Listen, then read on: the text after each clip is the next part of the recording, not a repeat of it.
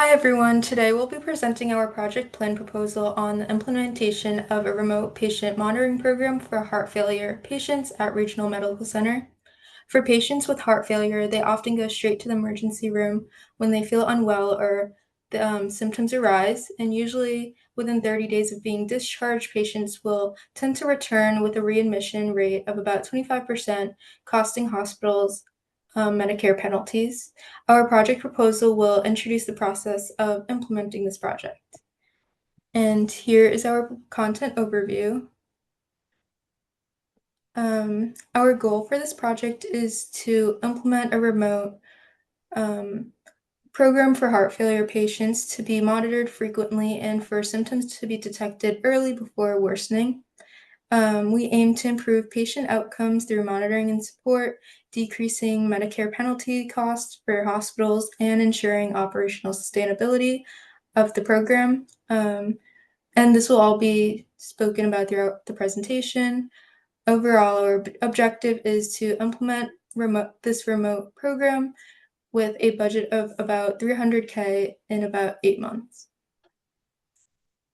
For the project organization at this hospital is a matrix organizational structure, specifically a balanced one where the project manager and functional manager share the same authority. Staff member under their designated functional managers will report to both when questioned and if the functional manager is not present during an integration or build out. The project manager will also be updated as well, as the project manager will talk to these team members to get certain tasks done or for updates. If the head of emergency department has a change, they are to inform the chief nursing officer and project manager as well as the financial department and health and safety department due to their involvement with DOH and auditing.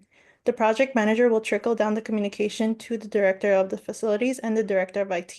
At integral parts of the project meetings will be called by chief information officer for everyone to attend, which includes functional managers and project manager for updates and whereabouts of the project. Next slide. So in this slide, this outlines how we plan to implement the remote patient monitoring program over 8 months.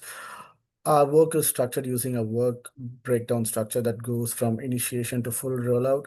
We first handle project approvals, assemble the team, and procure all devices, including 200 scales, BP curves, and tablets. Next, our clinical and IT engineering team set up secure server, integrate with Epic EHR, and ensure data privacy and backup systems. In parallel, we establish home health partnerships, setting up tracking systems, and begin staff training. After testing all equipments and training for nurse care manager, we launch a pilot with 25 patients to identify technical or usability issues. Once validated, we process to full rollout, ensuring the remaining 175 patients, conducting daily monitoring and responding to alerts. Throughout implementation, responsibilities are clear, assigned using RACI chart and progress tracked with Gantt chart to keep us on time, on budget, and ready for smooth and safe launch. As we move ahead with the project, there are certain risk factors that we are going to take in account. There can be a delay in project approval by business associates and stakeholders. Since it's a change in process, people might be hesitant in trusting this model. There can be a budget underestimation if we don't take into account sufficient resources needed prior to the rollout. We might face device connection issues. Patients might not find the portal user friendly. There can be language barriers. We might also face server configuration issues. There could be a delay in shipment of the equipment. Even if things go smooth till this point, the final rollout can bring uncertainty with whether the staff will be trained properly or will there be a system overload. Patients might not be disciplined towards this process, leading to inaccurate performance tracking. We've also plotted the probability and impact of each risk, where we can see delay with approvals, patient usability, and problems in full program rollout has the highest chance and impact. Next slide, please.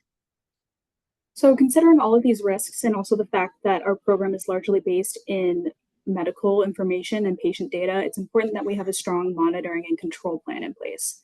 So our monitoring methods include clinical performance monitoring to monitor patient health, equipment and device oversight, and technology and system monitoring to make sure that all data is reported continuously and accurately, adherence monitoring to flag any patients that are missing daily entries, and privacy and security compliance to make sure that only authorized staff can view patient data. All of this information that's collected during our monitoring plan will be reported in weekly status reports, change request logs, and any other reports to stakeholders. And as we mentioned before, all of our progress during the implementation stage will be tracked in a Gantt chart. Our control plans include an incident response plan, compliance and legal oversight, and continuous improvement. Continuous improvement is especially important because it takes into consideration all feedback from employees and patients and incorporates them to make sure that our program is constantly improving. There are a couple of assumptions that are stated with this project, such as how hospital salaries were not added to the financial plan due to the network job description expectations for all of these hospital projects, as well as the information regarding the medical devices. They are bought and owned by the hospital, and these medical devices have a warranty on them for 1 year, and after that can be extended by the hospital whenever they please. Quotes are also an important part of projects like this since they dictate how much the hospitals have to pay for the vendor services and how much the program will cost to see how much they can be saving in a cost analysis. For example, this program would be costing $307,712, and this would save them about 1.2 million annually for readmittance of these heart failure patients. This financial plan also uses a bottom-up budgeting since functional managers are knowledgeable in their area and again have to produce quotes of the specified tasks or items that the head of department for ED wants for this program. These quotes travel up the hierarchy. We have segmented our resources in 3 separate sections. Equipment resources, we will be needing 200 BP cuffs, 200 digital scales, and 200 tablets for this program rollout. Human resources, we will need project managers, marketing manager, lead developer, UI UX developer, a testing or a QA engineer, financial officer, nurse manager, IT support team, equipment handlers, and clinical engineers. For technology infrastructure resources, we will be needing a production server that's active 24/7 to track live operations, a disaster recovery server just in case the system crashes. We need to have a backup, a testing server that can be used to test the changes we make as we go so that the production line does not face failures. Next slide, please. To conclude, this remote patient monitoring program is designed to improve outcome for heart failure patient while keeping cost under control. By equipping 200 high-risk patients with monitoring device and connecting them to our Epic EHR, we expect to drop 30-day readmission from 25% to 15%. Operationally, the program is fully supported by IT infrastructure, trained nursing staff, and home health partnerships.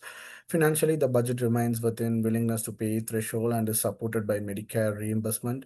With strong monitoring, HIPAA compliance, and improvement loop built in, the project is ready for safe rollout and long-term sustainability. Thank you.